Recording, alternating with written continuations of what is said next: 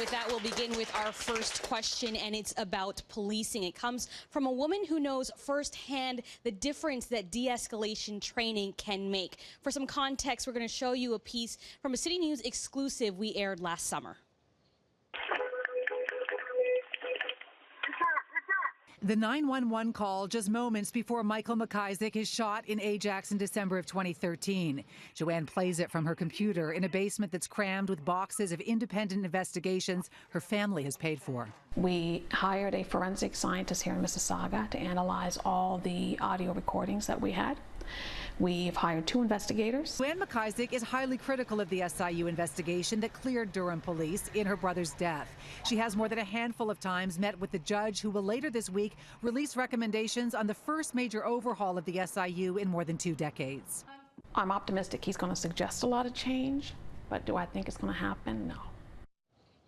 And Joanne is here with us this evening. Joanne, today is actually a bittersweet date for you. Yes, today is Michael's 52nd birthday. So what is your question to the leaders? Recently, the province passed a bill that was intended to address long-standing policing issues. That bill includes nothing about de-escalation training for police that would prevent what happened to my brother from happening again. What de-escalation training would you mandate province-wide to ensure more outcomes like the one Toronto Constable Ken Lamb had during the tragic van attack on Yonge Street? And your first answer will go to Ms. Horwath. Your 45 seconds starts now. First of all, Joanne, I have to say that it was heartbreaking to see what happened to your brother Michael, and I'm sorry that today, of all days, is your brother's birthday. But it does give us a good opportunity to talk about what's missing and what went right in the horrific aftermath of the van attack. Look, there's no doubt that de-escalation training needs to happen with every single officer across all police forces across the province. And right now, apparently, it's quite different. Depending on where you're from and what community you're serving, you can have 3 minutes of training, or you can have 3 hours of training, or more than that. But in order to get that training, we need to make sure that we have the resources available to fund for it. I think Mr. Ford's cuts are going to hurt that opportunity. Thank you. And now to Mr. Ford. Your 45 seconds begins now. Joanne, I'm so sorry to hear what happened to Michael. I can assure you we will put the proper training in for de-escalation. We will focus on every single police services across this province to make sure we take appropriate actions when it comes to de-escalation. Thank you. And Ms. Wynne, your 45 seconds starts now. Thank you. It's very important that everyone in this province feels safe in the community, and I want to just reinforce what you said, Joanne, about the horrific incident with the van attack and Constable Ken Lamb, and how well he was able to deal with that horrific situation. The fact is that there is training mandated across the province. If it is uneven, we need to deal with that. But the province has put funding in place to support that training, and I believe that there is more that needs to be done, particularly in making sure that small police forces and police forces in every part of the province have the resources that they need, and we will work on that to add to what has already been mandated and is in place. All right. We are going to begin the clock now. We have 3 minutes for open debate. I want to say one thing specifically, and that is, it has been 15 years. These incidents are not new. The tragedy of Michael's death is not the first in our province, nor has it been the last. And so we've seen a government that has not taken up the appropriate measures. And that's worrisome, because after 15 years, we would think that we would have consistency in place and proper funding in place to make sure that that training is happening. But instead, the bill that you're talking about, which I'm very worried about, Joanne, actually opens the door to privatization in our police forces. Well, and so we have to be a little bit worried about not only what that bill does in terms of privatization of existing policing, but also about Mr. Ford's plans for privatization. The last thing we need is less accountability. The last thing we need is less opportunity to make a difference in people's lives. What the bill is about is making sure that there is the that there is adequate oversight, that there is the ability for police officers to do their job and do the job that they are trained to do, and that they have the training to do that. That's what the legislation is about. You know, I know that ideologically you are going to want to talk about privatization of everything. We are not privatizing policing. We are not opening the door for municipalities we to are be not able to do that, privatizing though. policing. That's What we're the saying to problem. municipalities is, let's make sure that police officers have the training that they need to do the job that they are trained to do. That's what we're saying. And we have put in place funding to actually support that training. If we have accountability issues already, which this bill purports to address, and we supported that bill, you know that we did, we had some concerns about it, though. Concerns about privatization, concerns about impacts on the police force, and we have to be honest about the fact that privatization of policing will remove the opportunity for oversight. But then why is it in the bill? Then why is it in the bill? That's not what we're doing. What we're doing is making sure that police services have the opportunity to allow police officers to do the job that they're trained to do. And, you know, to the point that you made earlier, I think that we need to be really concerned about the cuts that you've said you're going to make across all of the services that government provides, Doug. You know, it is not possible to cut $6 billion out of government services and not hurt people, not hurt police services, not hurt health and education. So that's really what I think this election is going to come down to. Are we going to invest more in the supports people need, including police services, or are we going to cut the services that people need, which is actually what you're putting forward? So I think that's the pretty stark choice that people are going to be confronting in this election. You know, Kathleen, one thing I won't do, and it is in the bill, about privatizing police. It's very clear, if you don't want to privatize the police, it wouldn't be inside the bill. Number one, we're going to make a standardization right across the province to be consistent in every single police services. We will make sure that we do testing every year to make sure that this never happens again. It's a tragedy. We all agree. One thing we agree, it was an absolute tragedy. So if it's an absolute tragedy. So, Mr. Ford, we will make sure we have standard training. And I agree with and that. I will make sure the police have the resources. You've been cutting their resources. I'm going to make sure we support the police. You actually did cut resources to the police. What are you talking about, Doug? The Toronto police, you've cut resources. You're talking about Tavis? When it came to guns and gangs, you've cut policing. No, so that money, the money that went into that Tavis force went into community policing. The money was not cut. It was redirected into community policing. So you should know that, Doug. No, you should know that that money was not cut. If you said you're going to make cuts across every ministry, you're going to leave no stone unturned, what are you going to cut in the corrections ministry and in the community safety ministry? There's I think you need to be Let him upfront answer, with please. people about exactly what it is that you're going to cut. You have to be honest about it. Well, there's two things that my friends have never done. They have never, ever looked at efficiencies in their entire life. We have seen waste. We have seen scandal. We have seen mismanagement of your hard-earned tax dollars. We're the most indebted region in the entire world, the largest subnational debt, $364 billion, because you have mismanaged the taxpayers' money.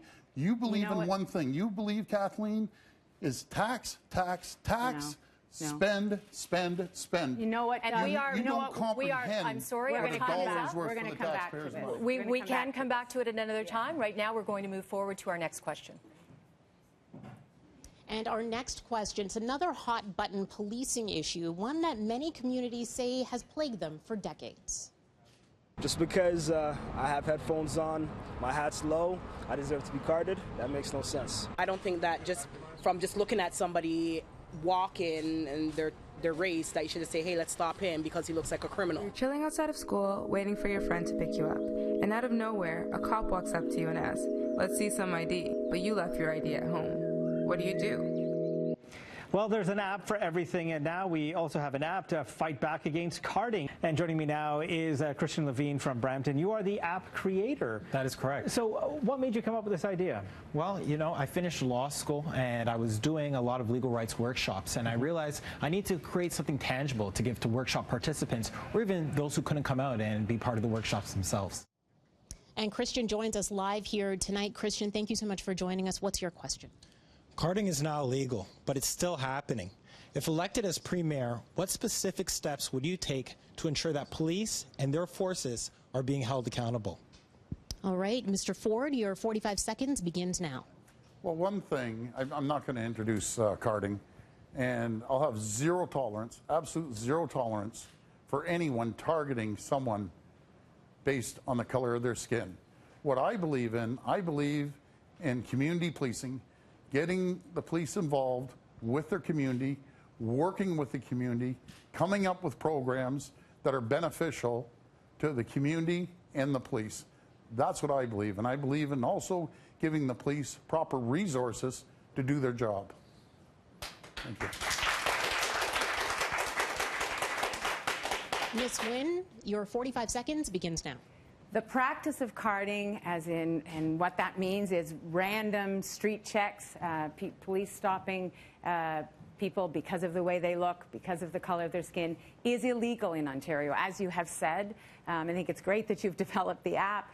We've made it illegal. We brought in the law. There is an adjustment period. We are in that adjustment period. There's a shift from a practice that was unacceptable and was unfair. We've made that illegal, and now we need to monitor. And we are doing that. We are monitoring the stats on when this is happening, where this is happening, and we need to make sure that it stops. And we will do that. But the law is in place because we know that it is unfair, and it has to be stopped.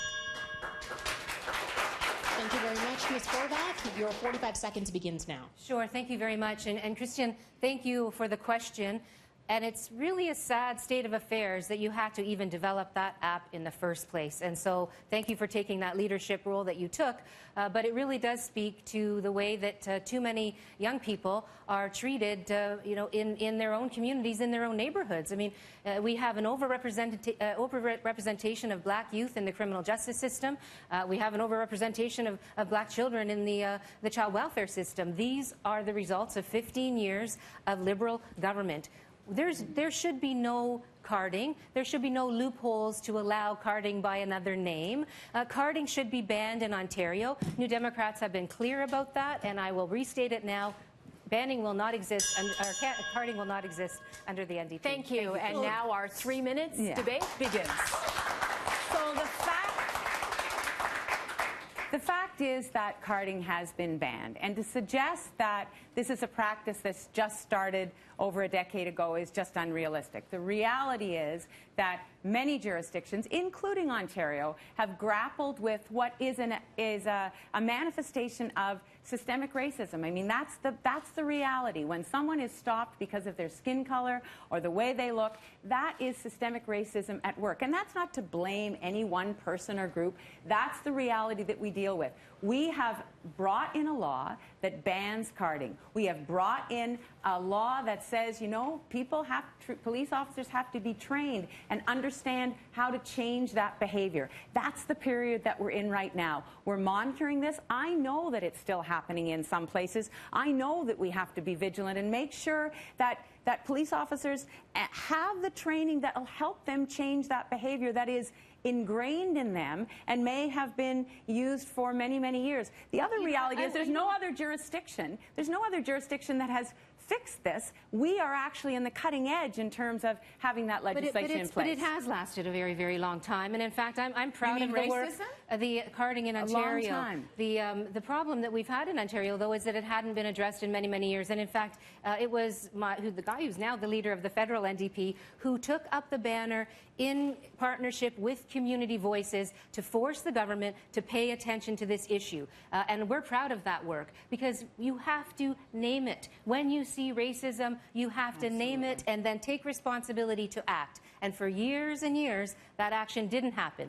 But we started naming it. We were working very hard with community to get the government's attention to say something has to be done. And I'm happy that something has been done, but we certainly know that the young people in the province, the ones I talk to anyways, tell me that they're still worried. They're still worried about not showing their ID when asked because they don't know then if the next time that officer happens to be in the neighborhood, they're going to be watched more carefully than everybody else. And Andrea, I agree with you. That is an ingrained problem that you're right needs to be tackled. And let's just the NDP started something. The Tories wiped out, the Conservatives before us wiped out any any rules around equity, took the word equity out of the education system, changed all the rules about how we would deal with racism in this province. Years to put it back in place. No, it actually didn't. You know what? When I was Minister of Education in 2006, we reintroduced equity into the education curriculum. We reintroduced students to you were taking families to court over autism. That's just not true. Yes, that's not true. We reintroduced the concept of equity and fair treatment in schools, and we brought back the anti-racism and that's directive. time. That is absolutely not true. Our, I'm sorry. Our 3 minutes are up. Excuse me, Ms. Horwath. Over access to special education. Our 3 minutes is up. Now it is time for our first leader-to-leader question. The topic matter is their choice as to who they direct it to. By draw, Andrea Horwath, you are first. Thanks very much, Cynthia. My question is for you, Mr. Ford. You've talked very proudly about how you will leave no stone unturned in your quest to privatize everything possible across all ministries, and that you are going to cut the minimum of $6 billion out of public services. I'd like to know, what are you going to privatize in our healthcare system? Is it going to be, dialysis, for example? And exactly how many hospitals are you going to close? How many nurses are going to be laid off because of your cuts? Well, first of all, I don't 45 seconds starting now. Okay, Andrea, I appreciate your question there, but I don't believe, that's not my vocabulary. I believe in driving efficiencies, respecting the taxpayers. Unlike my two opponents here, they've never found savings in the government. You truly believe the government under Kathleen Wynne is really efficient, I guess. Do you agree that's very efficient? I've never said Do you believe that, my friends at home, do you believe there's 4 cents on the dollar for every dollar the government wastes? So I guess, Andrea, you truly believe there's no efficiency to be had. None. I believe there's a better way at delivering services, more efficient way at delivering services. The difference between myself and my two opponents, they've never found a penny of savings. And we that's found time? over $1 billion of savings for the taxpayers. We now have our 3 minutes of open debate begins now. But the problem is, Mr. Ford, that people will pay the price in other ways. I mean, what you call efficiencies actually is cuts, and people will pay the price in other ways. It will make life more difficult for everyday families, and the people that are going to benefit most from your tax measures are going to be the very wealthy and the richest corporations. Those are the folks that are going to benefit the most in a drug-poor government. In fact, nobody else will be able to afford a Ford. Andrea, it's ironic you're saying that, because my efficiencies are actually going to put money back into the most vulnerable people in society. I'll tell you what I'm not going to do, my friends. What I'm not going to do is pay the CEO, the $6 million man, $6 million a year. Kathleen, do you understand that 2 days of work, he gets paid $16,000 a day. In 2 days, he makes more than people in minimum wage all year. But you continue to keep defending him. You're all for the backroom deals, $14 million of bonuses. That was you and the Greenbelt in the backroom. That wasn't me. When people are struggling to pay their hydro bills, you are condoning $14 million bonuses. You're condoning the $6 million man. That's what you condone. I don't condone someone gouging the taxpayers and paying off their cronies. So that's what you believe in. So what's going to happen is you're going to replace those. You know that we have said very clearly to the Hydro One board that we do not support that compensation package. After you got your hands caught in the cookie jar. No, that's not. You got your hands caught in the cookie jar. I caught him. You didn't even want to divulge his wage. That is not true. Did you know about the backroom deal about doubling his compensation? Doug, are you talking to me about backroom deals? You're talking about you and the developers in the back room about the green belt? And well, these two our hydro bills are going through the roof while these two argue that. Let's talk about the green belt. Let's talk about the green belt, my friends. This is yourself that changed the green belt 17 times for developer buddies. As a matter of fact, some of our developer buddies were actually part of our caucus. So you know what I'd like to say about that? If you look at the Greenbelt, it looks like a jigsaw puzzle, so you don't have to just choose coordinating between bad around and all the worse. liberal insiders. You don't have to choose between That's his what that insiders is. and her insiders. And you just gave, hold on, and you just gave, I'll tell you one thing I didn't do. I didn't give $125 million of your money out there to developers, and you just gave $125 million to developers. Doug, I won't be giving developers $125 million. I promise you that. So let me ask you this. Which province in the country has the lowest per capita spending on services?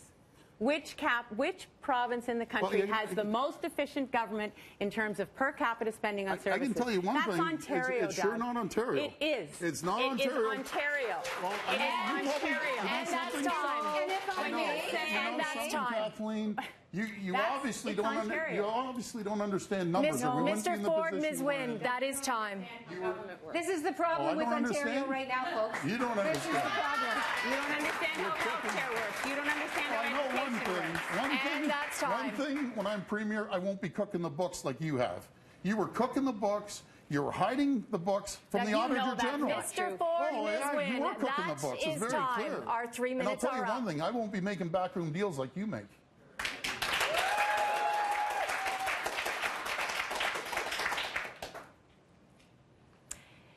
And now for a quick update, we are sending it over to Francis D'Souza. Yeah, we want to get to Twitter polling. You've heard from the leaders, but before the debate, we asked you a question. Going into the City Vote Ontario elections debate, who has your vote right now? Very interesting, the results. 42% say Doug Ford, 27% say Andrea Horwath, 24% Kathleen Wynne. It's actually very comparative to the Maclean's Pollara poll that came out this morning. The numbers almost the same. We also heard questions from our City News viewers on policing. So that's our next Twitter poll. We want to hear from you. Your live reaction. After listening to the leaders debate, who do you think has the best position on policing? So you go to City News, our City News Twitter page right now. The poll is active for 10 minutes. Cast your vote.